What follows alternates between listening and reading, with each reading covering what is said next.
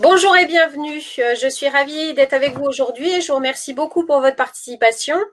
Donc aujourd'hui, ce webinaire sera dédié au chantier de récolte, à savoir quelle technologie de pneumatique choisir pour respecter ce moment crucial qui est donc le moment de la récolte. Comme vous le savez, cette solution de webinaire nous permet de partager ensemble au travers de la boîte de chat.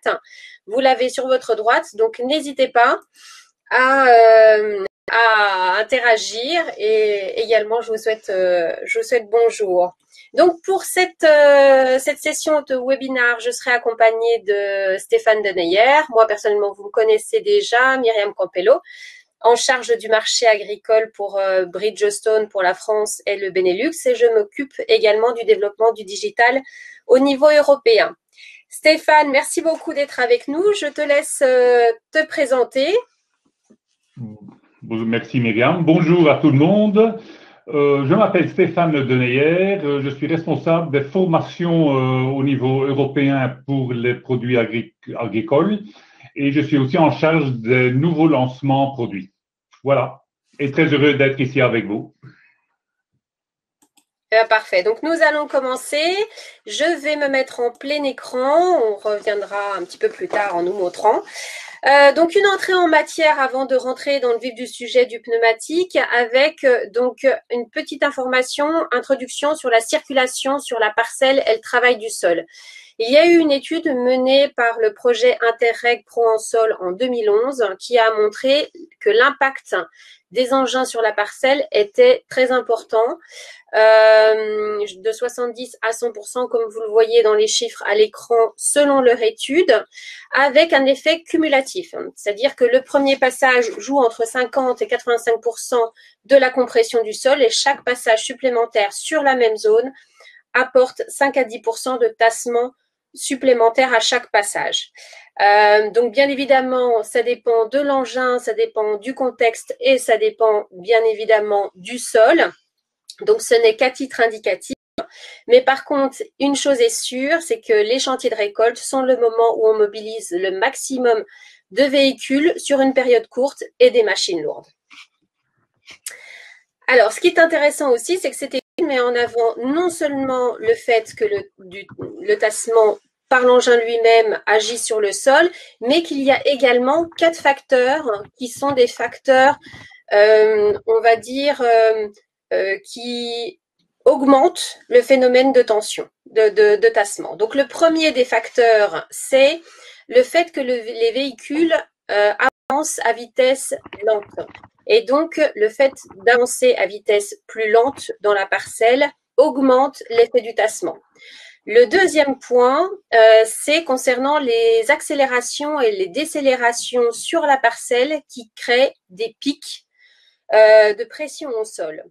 Ensuite, on a un troisième facteur qui est lié au choix du pneumatique, son état, bien évidemment, et l'état du sol, où on peut effectivement avoir une problématique de lissage en surface.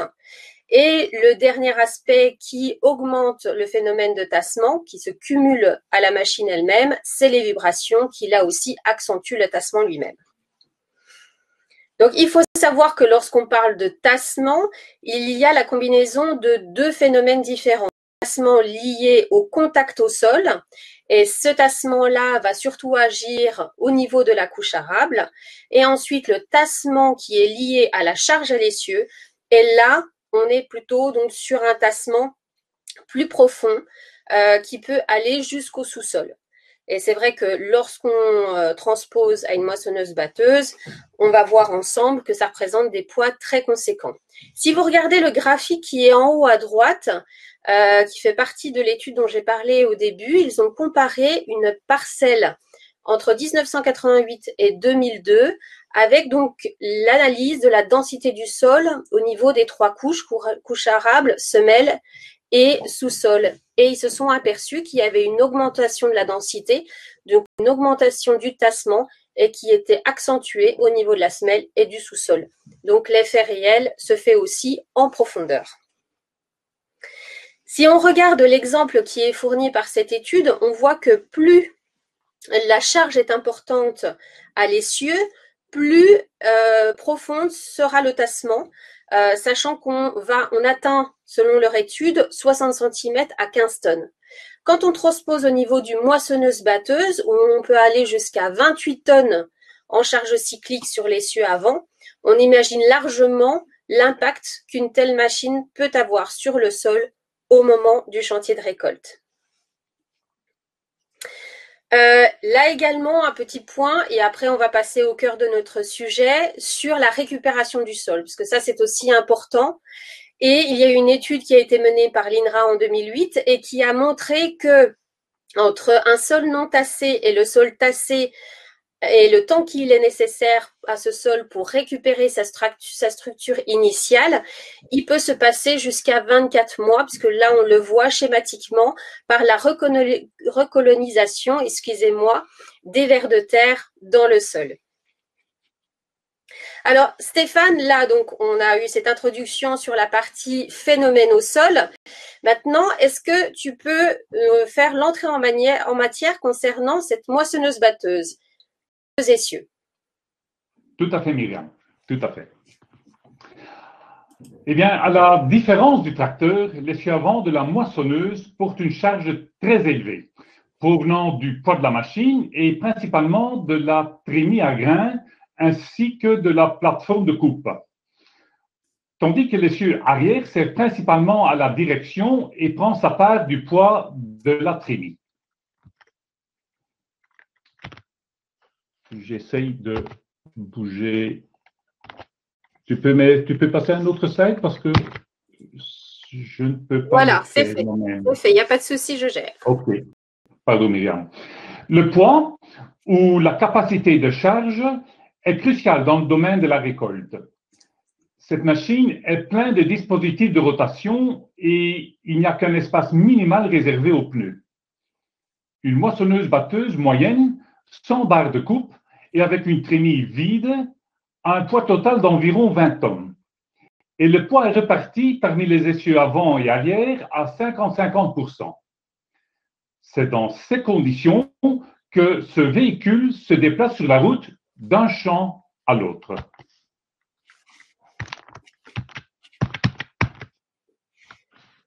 Oui, merci Myriam. Une plateforme de coupe moyenne pèse en général un peu moins de 5 tonnes. En l'accrochant à l'automoteur, il se produit un transfert de poids important de l'essieu arrière vers l'essieu avant, ce qui donne une répartition totale du poids de seulement 23% sur l'essieu arrière et de 77% sur l'essieu avant. Le véhicule est maintenant prêt pour débuter l'activité de récolte dans le champ.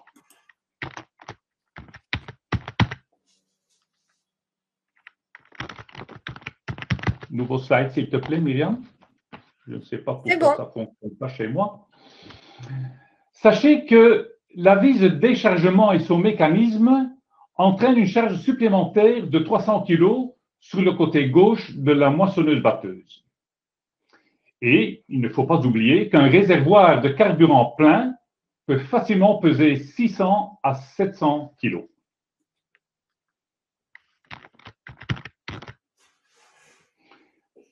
Lorsque la moissonneuse est prête à commencer la récolte, elle pèse environ 25 tonnes. Une trémie pleine peut facilement peser plus de 12,5 de tonnes, ce qui s'ajoute à un poids total de la machine d'environ 37,5 tonnes, avec une répartition sur les essieux arrière-avant de 25%, 75%, ce qui exige un poids maximum cyclique allant jusqu'à 14 tonnes par pneu avant. Donc, arrêtons-nous sur cette notion de charge cyclique. Qu'est-ce que cela signifie au niveau du pneu? Eh bien, j'allais le clarifier, Myriam.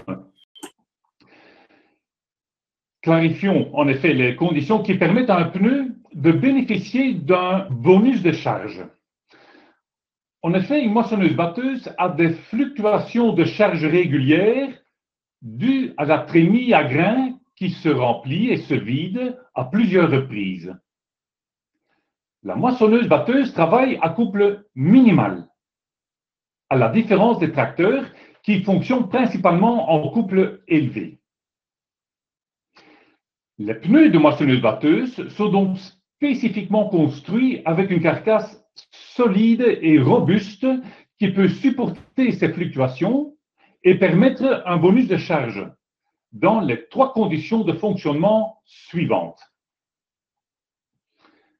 En premier, respecter une vitesse maximale en opération de charge cyclique à 10 ou à 15 km à l'heure. Cela signifie que des vitesses plus élevées sont effectivement autorisées, mais pas en bénéficiant la capacité de charge supplémentaire en opération cyclique. En deuxième, respecter une pente maximale à 20% ou 11 degrés. Une pente plus élevée crée trop de contraintes sur le pneu et ne permet pas d'obtenir le bonus de charge. Et enfin, le troisième point, ne pas porter la charge maximale sur plus de 1,5 km avant le début des opérations de déchargement. La moissonneuse-batteuse est autorisée à parcourir plus de 1,5 km, mais pas avec la charge supplémentaire du bonus cyclique. Alors maintenant, Myriam, c'est peut-être bien de lancer un petit quiz, non? Alors, tu veux le lancer maintenant ou tu veux le lancer après les explications sur le bonus charge par technologie? Ah, c'est comme tu veux. Allez, on va attendre un peu, histoire de leur donner des chances d'avoir la bonne réponse. Ça leur donnera des billes en plus. Très bien. Alors ici, sachez également que de plus en plus de moissonneuses sont équipées d'un mécanisme de nivellement, ce qui garantit un bon fonctionnement en récolte. Mais nous, en tant que fabricants de pneumatiques, cela minimise les forces latérales ainsi que les redistributions de poids sur le pneu inférieur côté colline.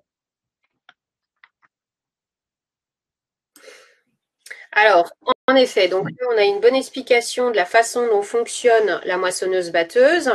Maintenant, quelles sont les technologies de pneus de récolte existantes? Donc, voici sur ce schéma les 3 principaux groupes que l'on peut scinder en 2 grandes familles.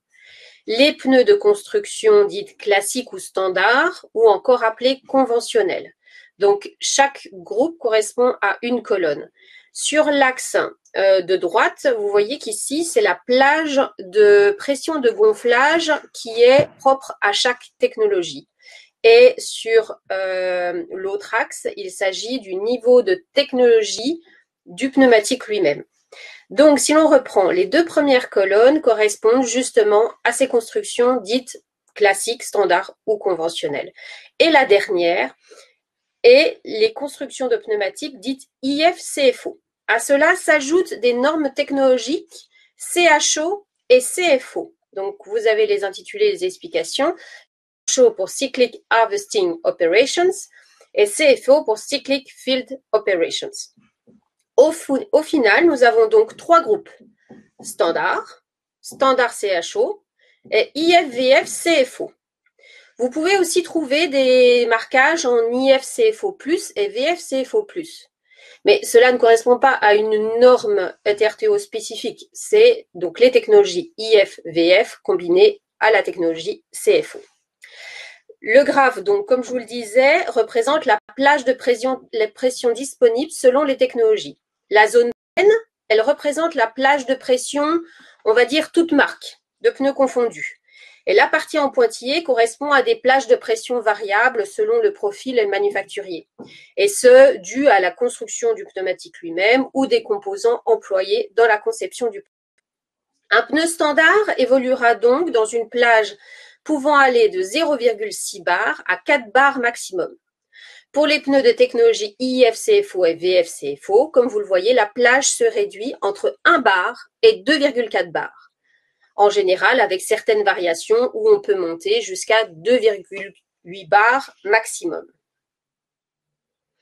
Alors, il y a des particularités liées à la technologie IF-CFO et VF-CFO, puisque pour un tracteur, généralement, on parle d'un tracteur équipé en pneus IF ou d'un tracteur équipé en pneus VF. Sur une moissonneuse-batteuse, on va avoir un mix des technologies IF et VF.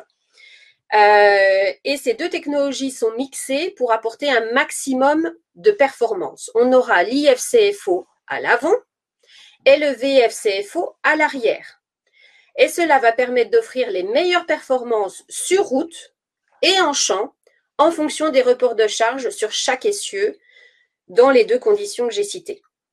L'autre particularité des pneus IF, VF, CFO est de pouvoir porter une charge égale sur un pneu plus étroit, réduisant ainsi l'encombrement, ce qui est fortement recherché sur une moissonneuse-batteuse. La construction et les flancs flexibles créent une empreinte au sol plus longue et respectueuse. Donc, en termes d'empreinte au sol, au lieu d'avoir une empreinte large, on va jouer sur une empreinte moins large, mais beaucoup plus longue. Stéphane, on rentre dans les conditions d'obtention du bonus de charge cyclique. Je te donne la main. Très bien, merci Myriam. L'intérêt du pneu récolte est d'offrir un bonus de charge en opération cyclique et qui dépend de la technologie du pneu. Commençons par la technologie standard que nous appliquons dans cet exemple sur les maxi-traction Harvest. Le bonus de charge dépendra des trois conditions cycliques vues précédemment, avec un bonus de charge différent selon la vitesse. Lorsque vous travaillez à une vitesse de 10 km à l'heure, votre bonus de charge est de plus 70%. Notez que vous ne pourrez obtenir ce bonus de charge que si vous adaptez la pression de gonflage. Celle-ci doit être augmentée de 25%. Lorsque vous travaillez entre 10 km à l'heure et 15 km à l'heure, vous devez appliquer la même augmentation de la pression de gonflage, mais le bonus de charge sera seulement de plus 55% au lieu de plus 70%. Rappelez-vous donc bien que les bonus de charge cyclique sous la technologie des pneus conventionnels demandent toujours une augmentation de la pression du pneu. Je vous propose un exemple pour bien comprendre comment fonctionne ce bonus de charge. Nous avons ici le tableau des charges et pressions pour la taille 900 par 60 radial 32. Comme vous le voyez, chaque ligne est liée à une vitesse de 10 à 50 km/h pour les opérations sur route et sur terrain non cyclique. Une ligne spéciale en haut pour les opérations cycliques en champ à 10 km à l'heure. Nous commencerons par un pneu qui supporte 8 tonnes 250 kg à 40 à l'heure, gonflé à 3,2 bars. Ce pneu supporte un poids de un peu plus de 11 tonnes à 10 km/h. Cela ne pourrait être suffisant pour la moissonneuse pleine de graines. Ce même pneu doit gagner une capacité de charge supplémentaire pour supporter la trémie à grains entièrement chargés jusqu'à, par exemple, 14 tonnes. Si la pression de gonflage est maintenue à 3,2 bars dans le pneu, la capacité de charge passe seulement à 12,5 tonnes, ce qui pourrait ne pas être suffisant. Le pneu maxi-traction Harvest est capable de supporter une charge cyclique de 14 tonnes en augmentant la pression de gonflage de 25%, soit passer à 4 bars. Et à 4 bars, nous atteignons la capacité de charge nécessaire qui représente un plus 70% de charge supplémentaire par rapport à la charge initiale. Pardon. Comme je l'ai dit précédemment, ce bonus dépend de la technologie du pneu. Il suffit de regarder les technologies IF-CFO et VF-CFO que nous avons sur le VT Combine Bridgestone. Ici aussi, vous pouvez obtenir un bonus de charge pendant les opérations cycliques, supérieur à la technologie de pneus standard. Il pourrait atteindre 86% supplémentaires en respectant les trois mêmes conditions. Mais comme vous le remarquez, ici, nous pourrions maintenir une vitesse plus élevée à avoir 15 km/h. Et, très important, aucun ajustement de pression ne doit être fait. Et c'est ça qui fait vraiment la différence en termes de technologie. En résumé, si nous reprenons nos trois groupes, pour obtenir le bonus charge maximum, la vitesse en opération cyclique pour les pneus standard et standard CHO sera de 10 km/h. Cela ne signifie pas que les pneus ne peuvent pas être utilisés à 15 km/h, bien évidemment en opération cyclique, mais dans ce cas, ils ne pourront pas apporter le bonus charge maximal. À savoir également que dans les standards CHO, en fonction des marques, il peut y avoir des variations justement sur la gestion de cette pression. Donc bien évidemment, nous conseillons de regarder les données techniques par constructeur de pneumatiques afin de véritablement savoir comment gérer la pression au mieux par rapport à cette vitesse maximale de 10 km/h. Pour les pneus IFCFO et VFCFO, comme l'a dit Stéphane, le bonus charge maximal peut être porté à une vitesse plus importante de 15 km/h. En plus de cette vitesse d'avancement, on se souviendra également, comme je l'ai précisé, que la pression est à augmenter pour bénéficier de la charge maximale pour les deux classes standard et standard CHO. Quand je disais tout à l'heure qu'il fallait se référer aux données constructeurs, j'avais en tête deux exemples bien précis. Si vous prenez le CHO Vredestein du traction Harvest, effectivement, il y a un ajustement de pression à effectuer pour obtenir ce bonus charge maximal. Pour le CFT CHO de Mitas, il n'est pas nécessaire. Donc, d'où l'intérêt de vraiment regarder dans le détail la technologie apportée par chacun des pneus et les données techniques qui sont en référence. Pour les pneus IFCFO et VFCFO, pas d'ajustement de pression à faire pour obtenir le bonus charge maximal à 2,4 bars. Si vous avez un produit qui se présente avec la dénomination IFCFO+, et VFCFO+, sachez qu'à 2,4 bars, sur les exemples qui ont été étudiés, on obtiendra le même bonus charge maximal. La condition pour obtenir un bonus charge supplémentaire sera de monter la pression à 2,8 bars.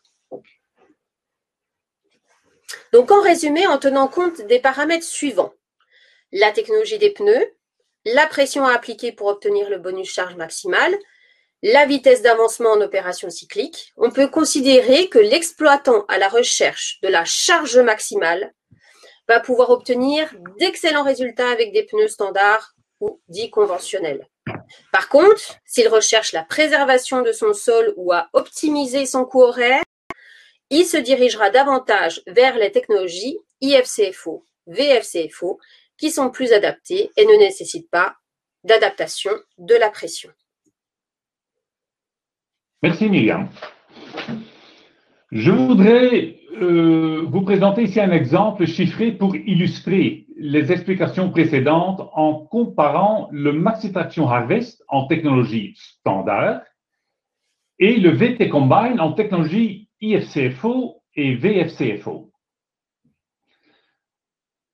À pression égale de cet exemple-ci 2,4 bars et à 10 km/h cyclique, les pneus de plus haute technologie apportent naturellement environ 20% de capacité de charge supplémentaire. Et 2,4 bars est la pression maxi pour un IFCFO. Mais comme la technologie standard du Maxi Traction Harvest autorise une pression maxi jusqu'à 4 bars, le bonus charge surpasse celle du VT Combine, mais à la condition de ne pas dépasser 10 km/h cyclique et d'utiliser 4 bars de pression, sachant qu'une pression de 4 bars créera un tassement bien plus important qu'à 2,4 bars.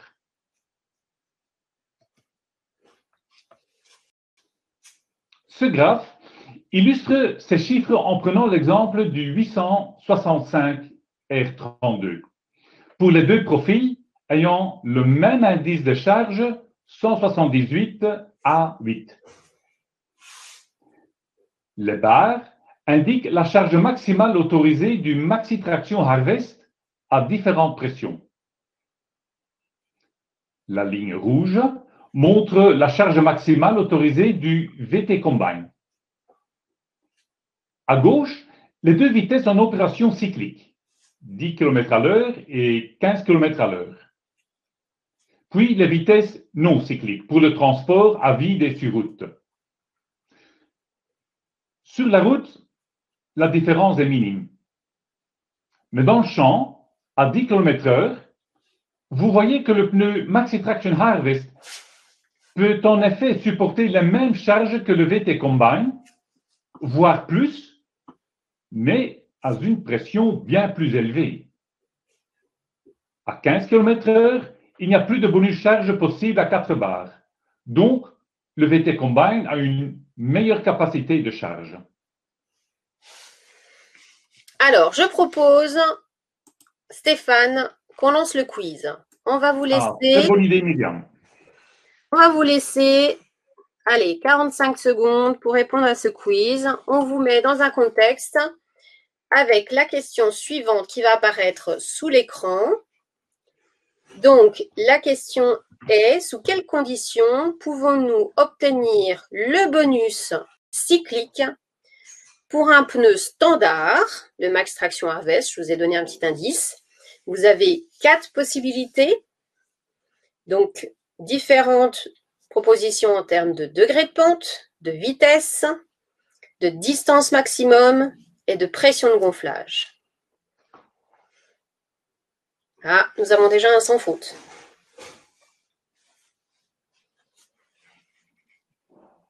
Alors, on vous laisse le temps encore, dans les quelques secondes qui restent. Eh bien, écoutez, bravo. Bravo. Alors, on a eu des bonnes réponses avec, en effet, la 3e réponse, maximum 20% de pente, 10 km/h, 1,5 de distance maximum en charge maxi, et la pression de gonflage qu'on augmente de 25%. Donc, en effet, il y a eu une réponse avec la dernière proposition. Là, le piège était en effet le terrain légèrement vallonné qui reste un petit peu vague et la pression de gonflage de plus 10. Et non, c'est plus 25 sur un pneu de technologie standard. Donc, je vous propose de revenir à la présentation. En conclusion, le choix du pneu dépend des attentes de l'agriculteur et des besoins de ses sols. Un pneu récolte de construction standard, comme le Max Traction Harvest Firestone, par exemple, apportera de très bonnes performances. Cependant, si le haut respect des sols est prioritaire pour l'exploitant, le pneu récolte IFCFO et VFCFO sera privilégié, comme le VT Combine Bridgestone. Les caractéristiques de durabilité et de résistance aux coupures sont également plus élevées sur le VT Combine, du fait de sa construction de carcasse et de l'utilisation d'une proportion plus importante d'huile végétale dans la composition de gomme. Et c'est là, justement, où je souhaite aussi vous apporter des éléments importants. C'est qu'on a abordé principalement ici la technologie des pneus. Mais il y a d'autres critères qui sont également à prendre en compte. Le premier, c'est la qualité technique du produit. Même si la technologie est exactement la même, les performances des pneus peuvent être très différentes en fonction des marques, car la conception, les composants, le design du pneu sont propres à chaque marque, à chaque profil. Donc, le soin apporté au choix des composants, comme je le disais, le VT Combine, où on a apporté une performance supérieure en termes de résistance à l'usure et aux coupures, grâce à l'augmentation de la part d'huile végétale dans le composé de gomme. Donc, il est important de regarder les caractéristiques techniques en plus de la technologie du pneumatique avant de faire son choix. Autre chose importante, la largeur de section est également importante. Les fabricants d'engins de récolte sont de plus en plus demandeurs de pneus récolte à largeur de section plus étroite afin de répondre aux exigences d'encombrement pour l'homologation. Donc, les nouveaux pneus récolte proposent des largeurs de section plus étroites, sans impact sur les performances ou la capacité de charge. Ainsi, le nouveau Max Traction qu'on vous a proposé, qui sait aller jusqu'à 14 tonnes dans l'exemple de la dimension montrée à 4 bars, dispose d'une largeur de section réduite de 6 à 9% en fonction de la dimension.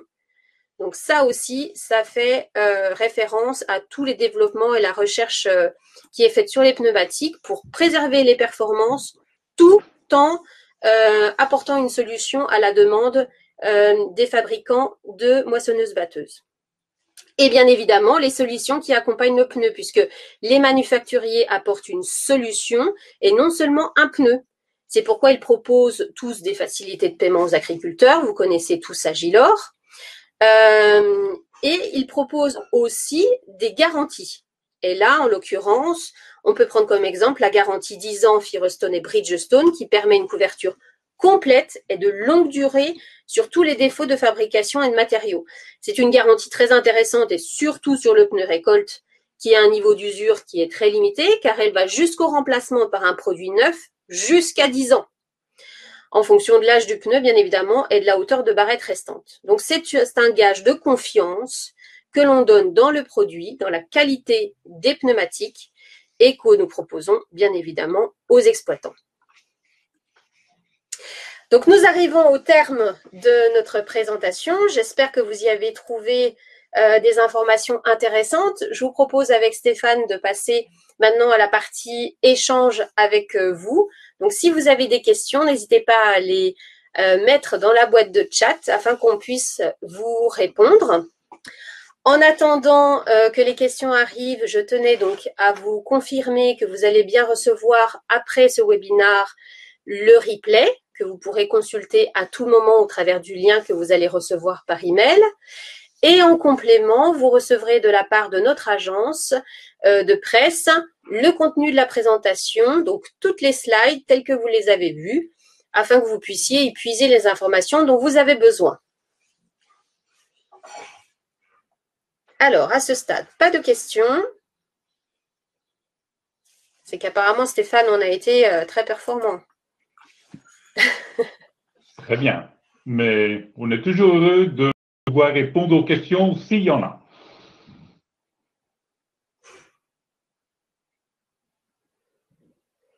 Alors, si les questions n'arrivent pas, moi je vais vous en poser et vous pouvez répondre dans le chat, ça m'intéresse. Donc, est-ce que vous êtes satisfait du contenu de ce webinaire? Est-ce qu'il a répondu à vos attentes? Alors, nous avons une question qui vient d'arriver, Stéphane. En raison de la charge cyclique, faudrait-il préconiser un système de télégonflage sur les moissonneuses-batteuses?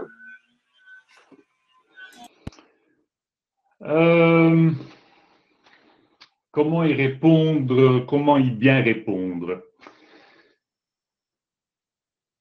Un système de télégonflage qu'on apporte après l'achat du véhicule, donc un système de tube qu'on met à l'extérieur du véhicule, durant la moisson, ça peut être déchiré relativement facilement. Et alors, on a des pneus plats. Donc, il y a quand même un niveau spécifiquement durant la récolte qu'il y a beaucoup de plantes qui touchent, le véhicule et donc il y a l'encombrement de tous les tubes du télégonflage.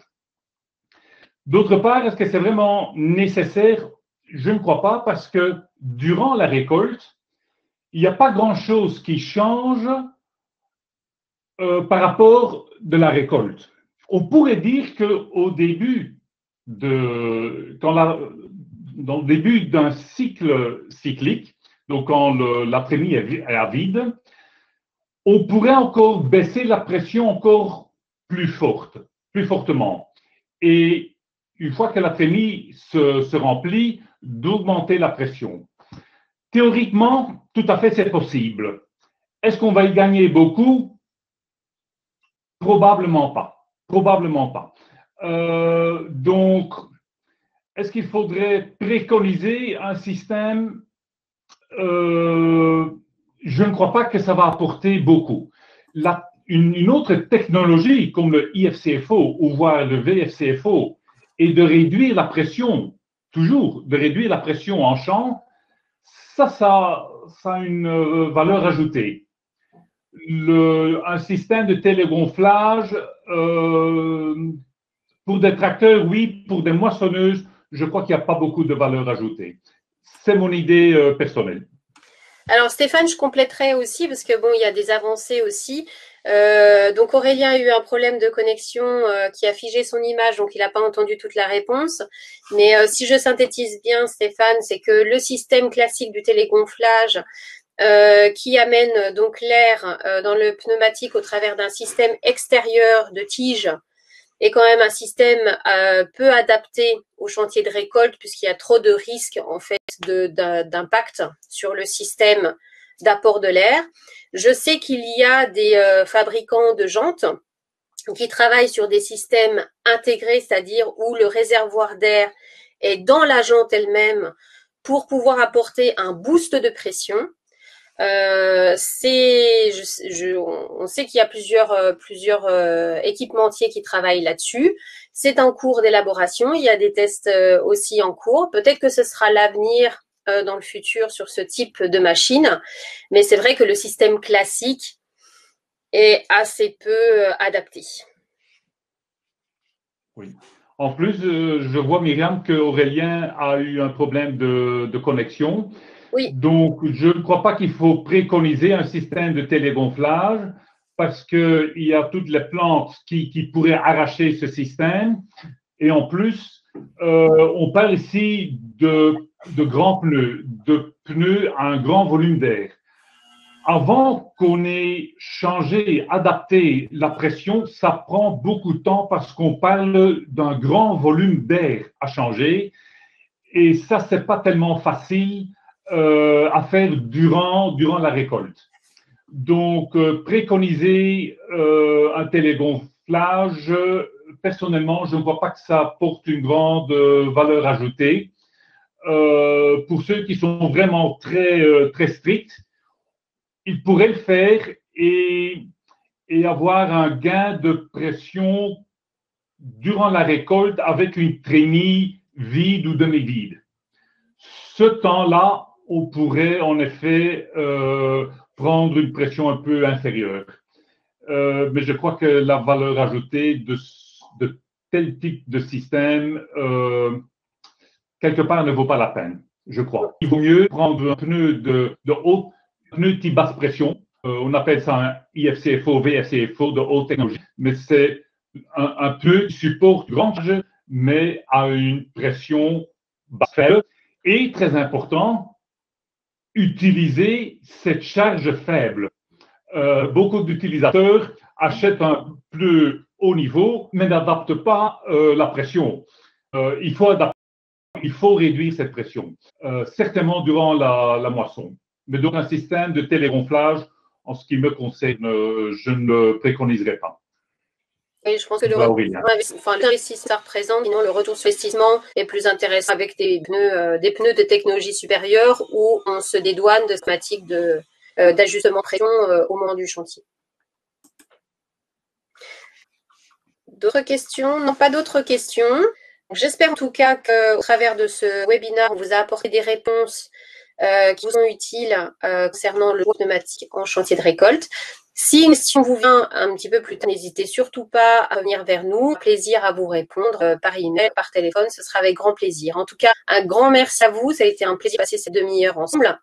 Et ben on vous retrouve bientôt pour un prochain webinar, sachant que vous aurez un questionnaire de satisfaction à la fin dans les commentaires. Si vous avez des sujets que vous souhaitez aborder, n'hésitez surtout pas à nous les faire partager. Merci beaucoup. À très bientôt. Au revoir Stéphane. Au revoir Myriam. Au revoir tout le monde et merci.